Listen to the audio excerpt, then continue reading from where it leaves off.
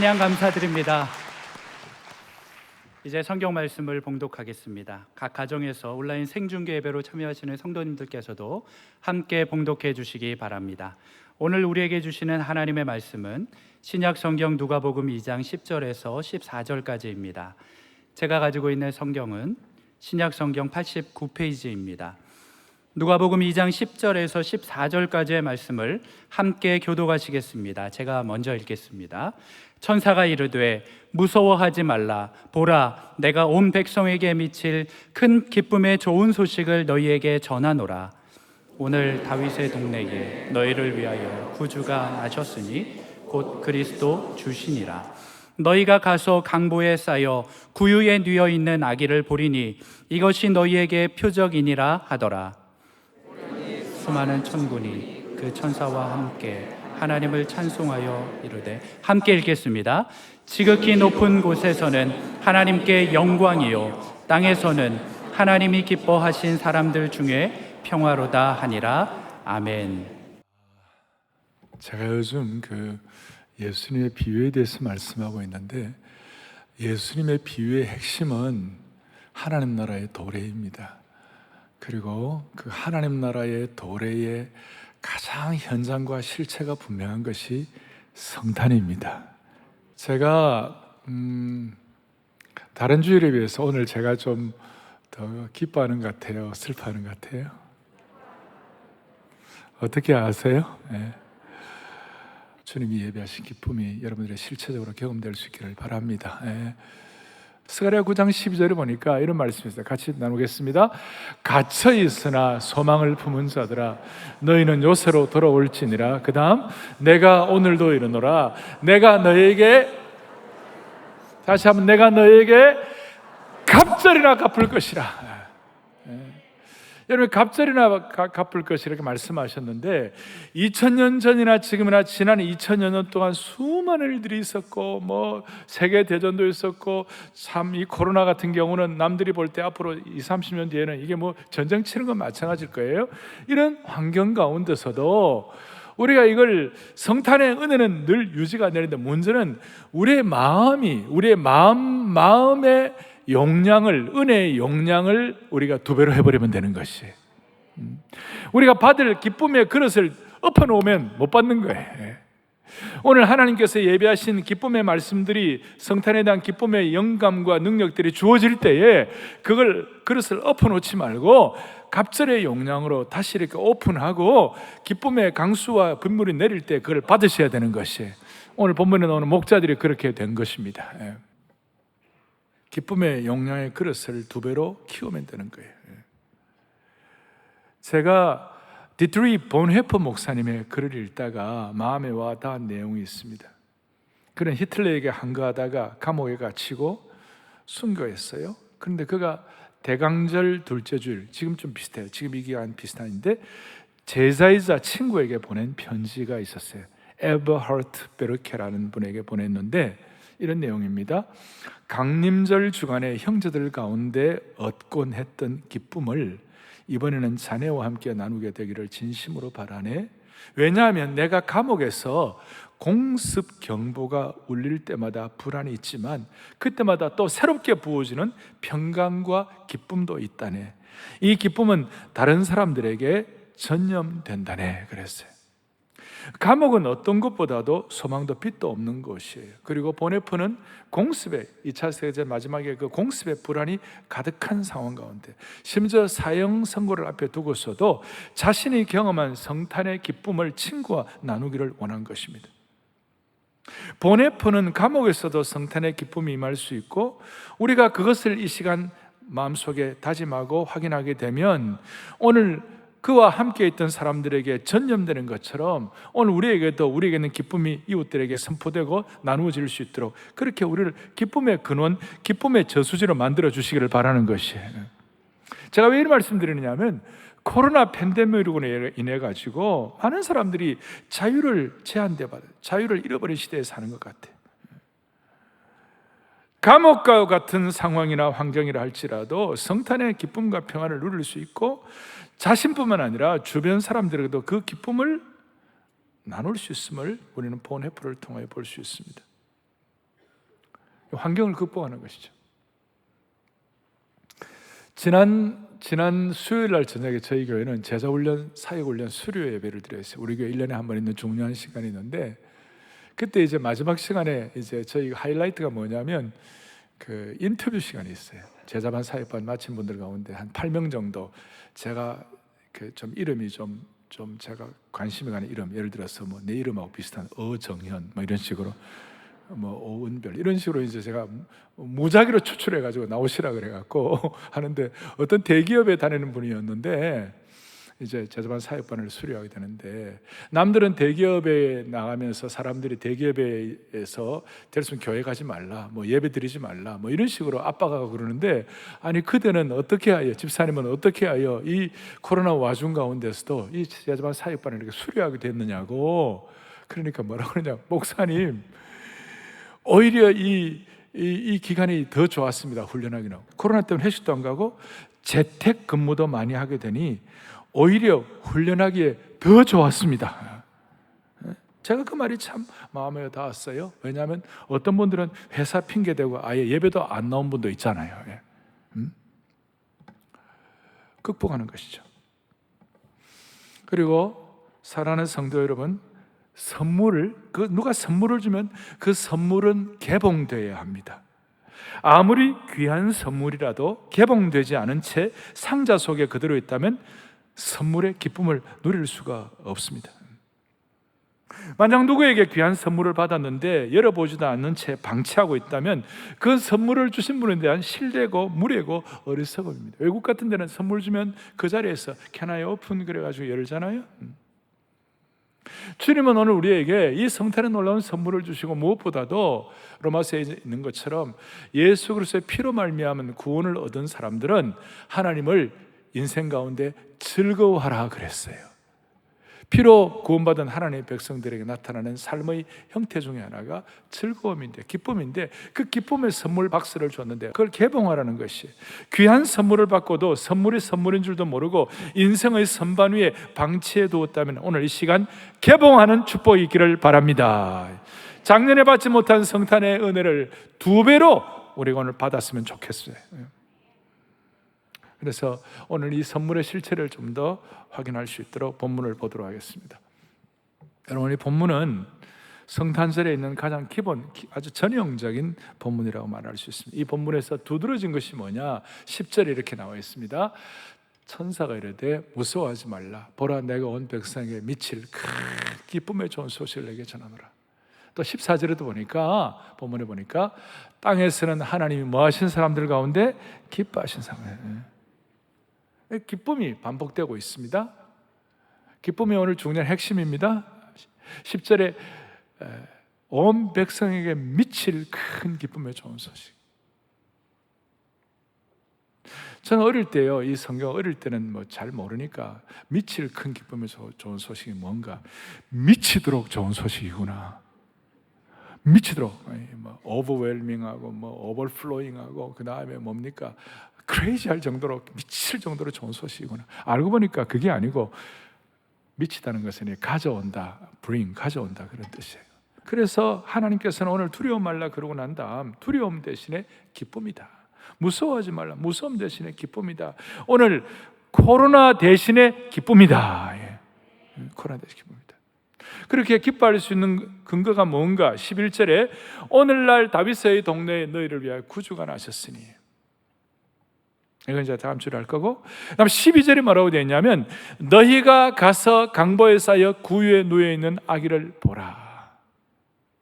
너희가 가서 강보에 쌓여 구유에 누워 있는 이 아기를 보면 기쁠 것이다. 그러니까 구유에 누워 있는 아기, 좀 어려운 말로 하면 성육신한 것, 하나님이 인간의 모습을 입고 오신 그것을 제대로 깨달으면 너희들에게 기쁨의 문이 열릴 것이다. 오늘 다시요, 성육신의 신비를 깨달으면 기쁨의 문이 열릴 것이다. 열릴 것이다. 그래서 첫 번째 오늘 우리가 생각할 것은 구유에 누인 아기를 보라. 그리하면 기쁨이 시작되리라. 성육신의 신비를 깨달으라. 그리하면 기쁨이 시작되리라. 성육신의 신비를 깨달으라. 그러면 성탄의 기쁨이 갑절이 되리라. 이 내용이 선반 위에 풀지 않은 채 놓여있는 선물 박스가 되지 말고 실제로 우리 속에 열려진 기쁨이 되기를 소망합니다. 자, 12절에 강보에 쌓여 구유에 누워있는 아기를 보리니, 강보에 쌓여 구유에 누워있다는 이것이 소위 성육신했다. 하나님이 사람이 되셨다. 하나님이 사람이 되신 이것은 인간의 글과 인간의 말로는 감히 필설로 다 설명할 수가 없어요. 창조주 하나님이 인간의 몸을 입으셨다. 사람의 언어로 어떻게 표현하겠습니까? 어떻게 표현하겠습니까? 창조주 하나님께서 육신의 몸을 입으시고 예루살렘도 아닌 지방의 베들레헴의 시골뜨기 어린아이로 태어나신 이것을, 이 신비에 대해서 어떻게 설명하겠어요? 그러나 그 가운데서도 제 마음에 와닿았던 필립 얀시라는, 아마 저희 교회 앞으로 사회를 같이 할 분인데 필립 얀시가 써놓은 글이 그렇게 제 마음에 좀 와닿았어요. 한번 보십시다. 보시는데 우리 암예배 때는 이걸 한번 합독을 했어요. 또박또박 한번 크게 합독하겠습니다. 시작. 창조자가 지구상의 피조물 가운데 한 부분이 되셨다는 이 사실이 어떻게 이해될 수가 있겠는가? 어디에도 전혀 생소하며 유일무이한 사건이다. 춥고 어두운 어느 날 베들레헴의 굴곡진 언덕 위에서 영적 세계와 물질 세계가 극적으로 교차된 것이다. 처음도 없고 나중도 없으신 하나님께서 시간과 공간 안에 들어오신 것이 성육신이다. 귀하게 표현했죠. 영적 세계와 물질 세계가 극적으로 교차된 것이 바로 성육신이다. 구체적으로 얘기하면 여기서 아기는 갓난아기를 말하는 것입니다. 창조주 하나님께서 다른 어린아이들처럼 말하는 것도 배우셔야 됐고, 걷는 법도 배우셔야 했고, 혼자 옷 입는 것도 배우셔야 했어요. 황송하지만 어린아이로 태어나셨기 때문에 기저귀도 차셔야 했습니다. 우리 하나님은 전지하신 하나님입니다. omniscience, 전지하신 하나님이신데 그 당시에 이스라엘 백성들이 쓰던 아랍어가 아니에요. 아람어 한자 한자를 배우셔야 됐고, 우리 하나님은 무소부재하신 하나님, omnipresence, 그 하나님이 걸음마를 배워 이동하셔야 됐고, 우리 하나님은 omnipotence, 전능하신 하나님인데 그분이 혼자 옷 입는 것을 배우셔야 되었고, 우리 하나님은 한눈으로 온 우주의 별을 바라보시던 그분께서 나사렛의 좁은 오솔길과 유대의 광야와 바위 위와 예루살렘의 복잡한 거리를 쳐다보셔야만 했습니다. 물질을 만드신 그 창조자 하나님이 물질의 형태를 취하신 것입니다. 화가가 자신이 그린 그림 한 점이 되듯이, 극작가가 자신이 쓴 연극 대본의 등장인물이 되듯이 하나님께서는 성육신으로 인간의 몸을 입고 오신 것입니다. 이게 어떻게 가능한가?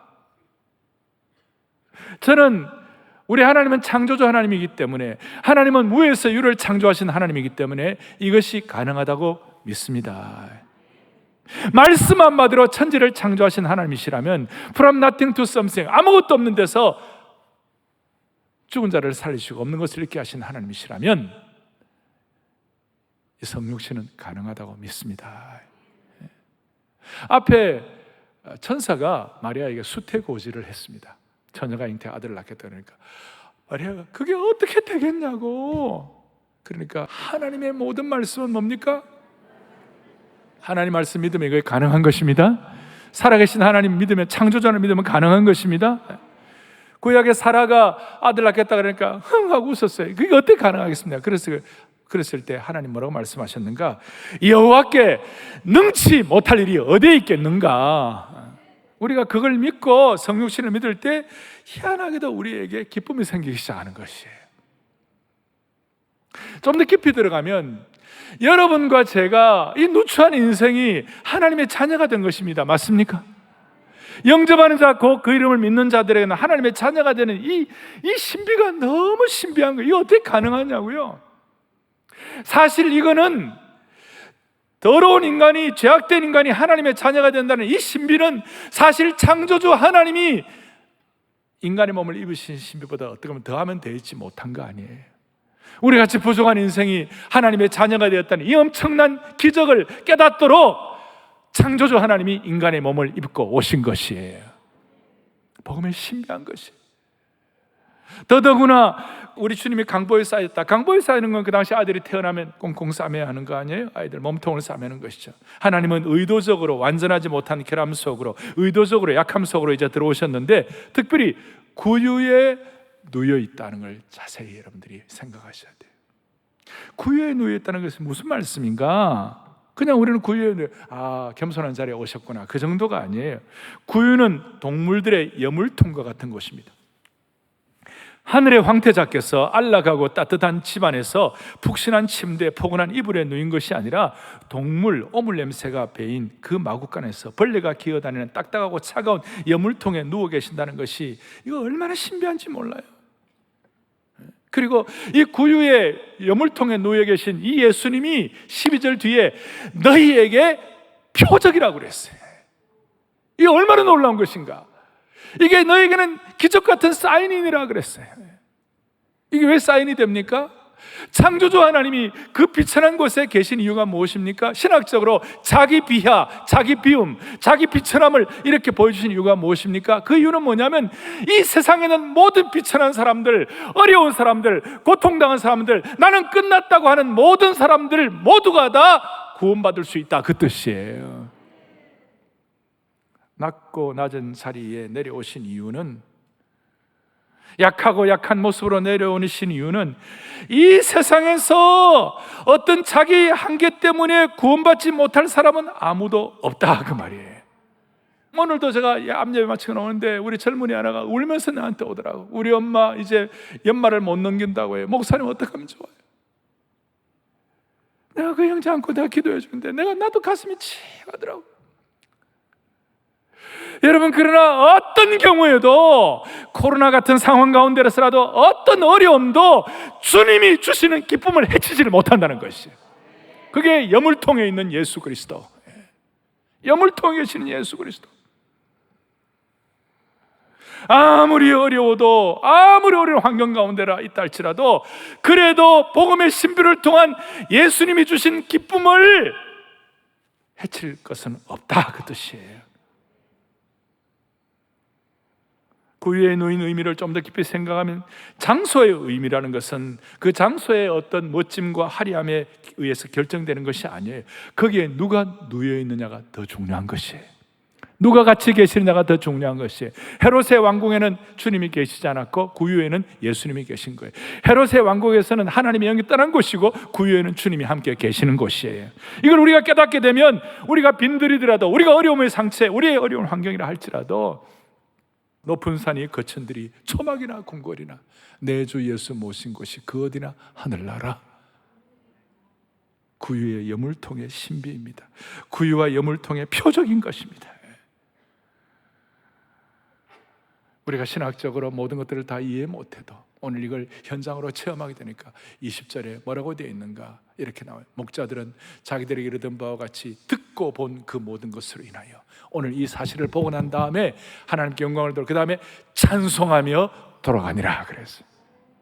찬송하며 돌아갔다는 것은 기쁨의 선포요, 기쁨의 표출이요, 기쁨의 증거라고 말할 수 있어요. 그리고 오늘 목자들뿐만 아니라 이 내용을 깨닫고 확인한 사람들, 성육신의 신비를 깨달은 사람들, 예컨대 천사들, 마리아, 남성 대표로 시몬, 여성 대표로 안나, 동방박사들, 그분들이 가진 성탄의 계절에 체험한 증거, 모든 상황은 기쁨으로 표출된 것입니다. 그래서 성육신의 신비를 제대로 깨닫게 되면 기쁨의 문을 열 수가 있다. 아멘. 또 하나 더 생각할 것은, 그럼 이 성탄의 성육신의 신비가 왜 우리의 기쁨을 가져다 줄까? 성육신의 신비가 왜 큰 기쁨을 가져다 줄까? 몇 가지 있지만 하나만 딱 정리하면, 우리는 예수님을 믿어도 우리가 머리로만 믿으면 안 되고 예수님의 심정을 깨달아야 돼요. 예수님의 심정을 제일 잘 깨달은 제자 중에 하나가 요한이에요. 요한은 예수님의 가슴에 귀를 대고 주님의 심정을 깨달았어요. 그래서 요한복음이라는 신비한 성경을 썼는데, 요한복음 앞에 이 예수님의 성육신의 신비를 완벽하게 표현했어요. 요한복음 1장 14절 뭐라고 되어 있습니까? 같이 우리 또박또박 합독합니다. 말씀이 육신이 되어 우리 가운데 거하시매 우리가 그의 영광을 보니 아버지의 독생자의 영광이요 은혜와 진리가 충만하더라. 요한이 깨달은 성육신의 완벽한 해석이에요. 말씀이 육신이 되어 우리 가운데 거하시매, 이게 성육신 하시고 주님이 말구유토에 계시고 주님이 이 땅에 인간의 몸을 입고 오신 그걸 깨닫고 나니까 우리가 그의 영광을 보게 되니 우리가 왜 이렇게 기쁜가? 오늘 이 21세기를 살아가는 이 코로나 팬데믹 시대에 살아가는 이 어려운 가운데서도, 이 어떤 감옥같이 갇힌 가운데서도, 또 본헤퍼 같은 경우는 너무나 척박한 그 어려운 가운데서도 왜 기쁠까?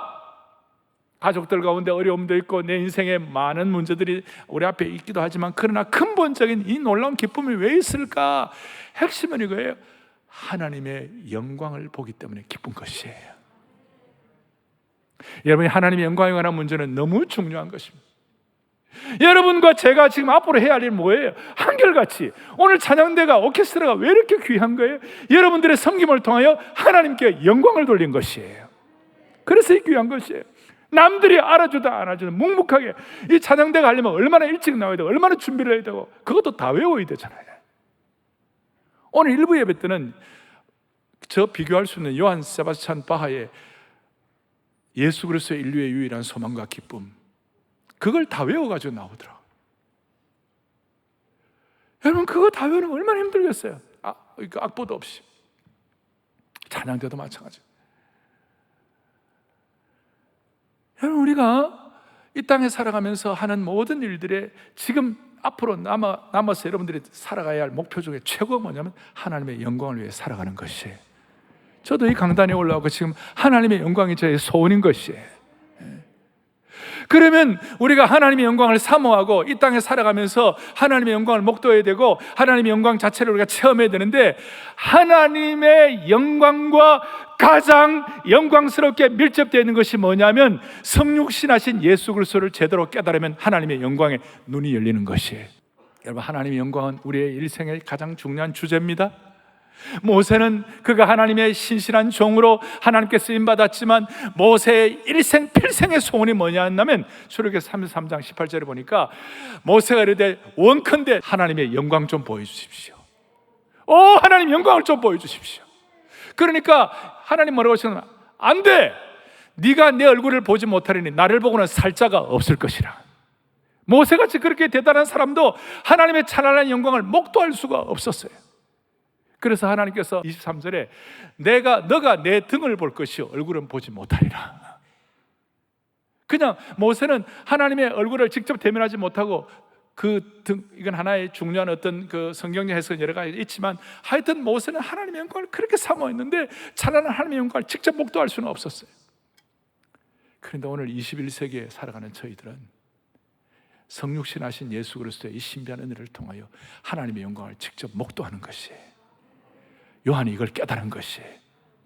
좀 깊이 들어가면 모세 형님도, 다시요, 모세 누구요? 모세 형님도 누리지 못했던 그 찬란한 하나님의 영광을 우리가 목도하고 있는 것입니다. 우리가 이 영광 자본에 관한 한 우리는 구약 성도들에 비해서 너무나도 현격한 차이의 은혜를 받아 누리게 된 것입니다. 이 영광의 눈을 열리게 되면 영광일세 영광일세 내가 누릴 영광일세 은혜로 주 얼굴 배옵나니, 그야 성육신의 은혜를 깨달아 지극한 영광 내 영광일세. 오늘 우리가 하나님의 영광을 우리가 목도하기를 원하는 마음으로 성육신의 신비를 깨달으면 하나님의 영광을 체험하게 된 것이 제 얘기가 아니고 요한복음 1장 14절에 말씀이 육신이 되어 우리 가운데 거하심에 이 성육신의 진리를 깨닫게 되니까 제일 먼저 우리가 그의 뭐예요? 영광을 보게 돼요. 영광을 보게 돼요. 영광일세 영광일세 영광일세 한번 해보겠습니다. 영광일세 영광, 찬양대도 같이 내가 누릴 영광, 찬란한 찬란한 주님의 영광을 목도하기 위하여 은혜로 주 얼굴 외옵나니 지극한 영광 내 영광일세. 한 번 더 기쁨일세 기쁨일세 기쁨일세 기쁨일세. 내 고백적으로 선포하세요. 늘 기쁨일세 은혜로 주 얼굴 외옵나니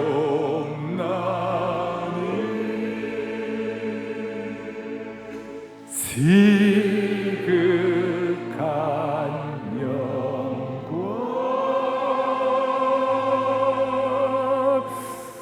내 기쁨일세.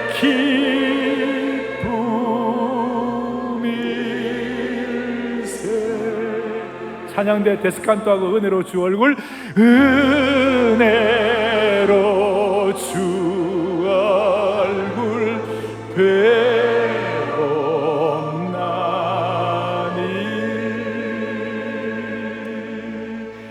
지극한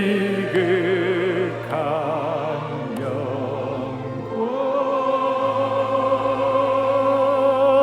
내 기쁨일세 내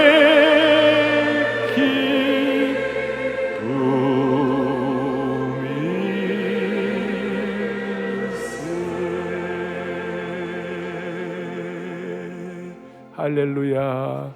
말씀이 육신이 되어 우리 가운데 거하시는 걸 제대로 깨달으면 주님의 찬란한 영광을 21세기에 모세도 누리지 못했던 그 은혜를 우리가 누릴 수 있게 되는 겁니다.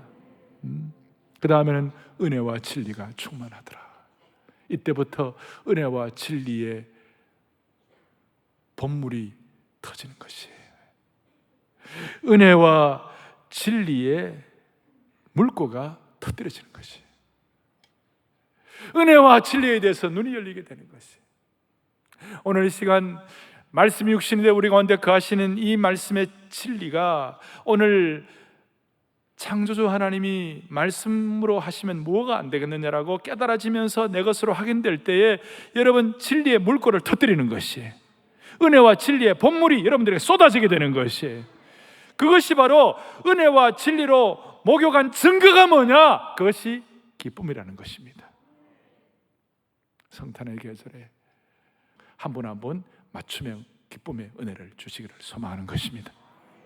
이제 적용하겠습니다. 첫 번째 적용. 이 기쁨에 관해서 오늘 16절에 보니까 이렇게 나와 있어요. 빨리 가서 기쁨에 관해서는 느긋느긋하지 말고 느릿느릿하지 말고 기쁨에 관해서는 속도전을 펼치라 그 말이에요. 여러분 이 말씀 들었으면 오늘 그대로 기뻐하십시다. 수많은 어려움이 있습니다. 힘든 거 있습니다. 그럼에도 불구하고 예수님 때문에 기뻐하기로 결단해버리는 것이에요. 성육신의 진리 때문에 하나님의 영광에 대해서 눈이 열리고 난 다음에 기쁨을 결단해버리는 것이에요. 목자들의 입장에서는 그 찾아가야 되나? 아니 이 양들 두고 어떻게 가지? 내 대신 누가 대타를 구해야 될 텐데 여러분 그런 식으로 해가지고 계속 민기적거렸으면 문기적거렸으면 그거 어떻게 갈 거예요? 놓칠 수가 있는 것이. 늘 제가 얘기하지만 여러분들이 없을 때 부흥이 일어나면 어떡할 거예요? 여러분들이 없을 때 그걸 하면 안 되잖아요. 즉각적으로 바로 가야 되고 즉각적으로 반응할 수 있도록 즉각적으로. 두 번째로는 기쁨을 기대해야 합니다. 무엇인지 모르지만 오늘 목자들은 기대를 가슴에 품고 한밤의 모험의 길을 떠났습니다. 무엇인지 모르지만 마리아와 요셉은 기대를 가슴에 품고 9개월을 기다렸습니다. 무엇인지 모르지만 동방박사들은 기대를 가슴에 품고 먼 길을 떠났습니다. 오늘 말씀을 듣는 저와 여러분들은 무엇인지 모르지만 이 코로나 시대에 오늘 이 말씀을 통한 기대를 가지고 하나님의 영광을 목도하게 하여 주십시오. 기대를 가지고 은혜와 진리의 본물을 경험하게 하여 주십시오. 그럴 때에 목자들은 예수님의 탄생을 목격하고 기뻐하면서 자기의 삶의 터전으로 돌아와서 그 이후로는 기쁨의 현장을 체험한 사람 되었고, 동방 박사는 아기 예수님 만나게 되는 기쁨을 갖고 고국으로 돌아가게 되었고, 시몬과 안나도 기쁨으로 예수님을 보고 자기의 삶에 충실하게 되고, 요셉과 마리아는 그가 가진 기쁨은 말로 다할 수가 없었습니다. 첫째 뭐라고요? 적용. 기쁨에 대해서 첫째 뭐예요? 즉시 속도전. 두 번째는 뭐라고요? 기대하고. 이제 세 번째가 중요한데, 기쁨의 얼굴을 회복해야 합니다. 기쁨의 표정이 회복돼야 합니다. 여러분, 모세는 하나님의 등만 보았는데도 그 얼굴이 너무 찬란하게 돼가지고 얼굴을 가리웠어요. 모세의 찬란한 얼굴을 한번 상상해 보시죠. 요즘은요, 전부 다 얼굴이 마스크 속에 다 감춰져 있어요. 눈만 나와 있는데 눈들이, 슬프면 우울한 눈들이 너무 많아요. 여러분, 마스크 속에 갖춰진 여러분들의 얼굴을 기쁨으로 관통시키기 바랍니다. 마스크 속에 감춰진 여러분들의 얼굴을 기쁨으로 다시 한번 기쁨의 표정을 할 수 있기를 바라는 것입니다. 제가 그냥 드리는 말씀이 아니에요. 진짜 복음의 은혜와 능력을 깨닫게 되면 그 얼굴이 기쁨으로 회복되는 것이에요. 스데반은 돌로 쳐 죽임을 당하고 말로 닿을 수 위기의 순간에도 갑자기 하늘을 우러러 주님이 서신 하나님의 찬란한 영광을 바라보게 되니까 돌에 맞는 그 상황 가운데서도 스데반의 얼굴이 뭐와 같이 되더라? 천사와 같이 되었더라. 스데반을 주목해 보니 그 얼굴이 천사의 얼굴과 같더라. 천사의 얼굴이 어떨까요? 오늘 예배 참석하신 여러분들의 얼굴이 천사의 얼굴이 되기를 소망합니다. 마스크 속에 감춰져서도 다시요, 마스크를 관통하는 기쁨의 얼굴로 회복되기를 바랍니다. 마스크 속에 있는 우리 얼굴이 하나님의 성육신의 영광을 본 은혜와 진리의 본물이 터진 얼굴이 되면 얼마나 좋겠습니까? 한나는 자식 문제 때문에, 가정 문제 때문에 집안에 또 다른 여자가 있고 이런 식으로 정말 고통스러운 그런 환경 가운데 대성통곡하면서 자기의 연적은 자식들을 막 낳는데 자기는 자식도 없어갖고 대성통곡하면서 그 얼굴이 엉망이었을 거야. 그런데 주님 앞에 기도하고 하나님의 은혜에 대해서 마음이 탁 잡히니까, 은혜와 진리를 깨닫게 되니까, 기도 속에서 찬란한 하나님의 진리를 선포하게 되니까 사무엘상 1장 18절에 보니까 그의 얼굴에 다시는 근심의 빛이 없었더라. 다시는 근심의 빛이 없었더라. 마스크 속에 뭐가 있는지 저는 다 모릅니다. 그러나 한 가지, 여러분들의 얼굴에 다시는 근심의 빛이 없었더라. 여러분들의 얼굴에, 천사의 얼굴에 흔적이 있었더라. 여러분, 우리가 세상 사람들과 뭐가 달라야 됩니까? 이 코로나의 이 터널을 지나가면서 세상 사람들과 뭐가 달라야 됩니까? 여러 가지 달라야 될 건 많이 있지만, 우리 똑같이 고난 겪고 똑같이 우리 감옥 같은 인생도 있고 똑같이 공습당하는 같은 그런 어려움도 있지만, 보네퍼가 다르듯이 하나님의 영광을 바라보고 얼굴의 수색을 멈추고 은혜의 본물이 터진 것 같은 얼굴을 경험하게 될 때에 그것만 봐도 세상 사람들은 예수 믿는 사람은 다르구나 그렇게 평가가 있을 것입니다. 사랑하는 교우들이여, 여러분에게 성탄은 무엇입니까? 갑절의 은혜를 받자고 그랬는데 여러분에게 여러분이 성탄을 한마디로 표현하면 뭐로 표현하겠습니까? 성탄은 무엇입니다라고 하면 뭐라고 표현하시겠습니까? 성탄은 기쁨입니다. 두 개만 넣었는데도 기쁨을 안 쓰면, 다시요, 성탄은 뭡니까? 기쁨입니다. 그리고 여러분들 받은 이 기쁨을 선반에 얹어놓지 말고 공개하시기를 바랍니다. 같이 기도하겠습니다. 간절한 마음을 갖고. 자비로우신 하나님 아버지, 오늘 이 귀한 성탄의 시즌에